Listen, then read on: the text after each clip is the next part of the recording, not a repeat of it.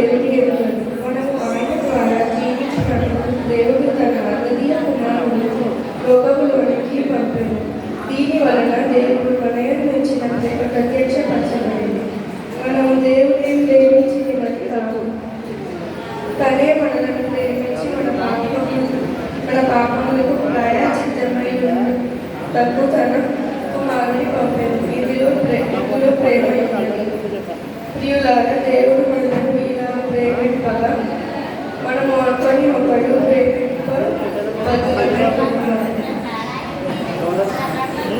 ఏ మానవులను దేవుని ఎప్పుడు చూచి ఉండలేదు. మనం ఒకరినొకడు ప్రేమించు దేవుడు మనల్ని మంచి ఆయన ప్రేమ మన యొక్క సంపూర్ణమవుతుంది.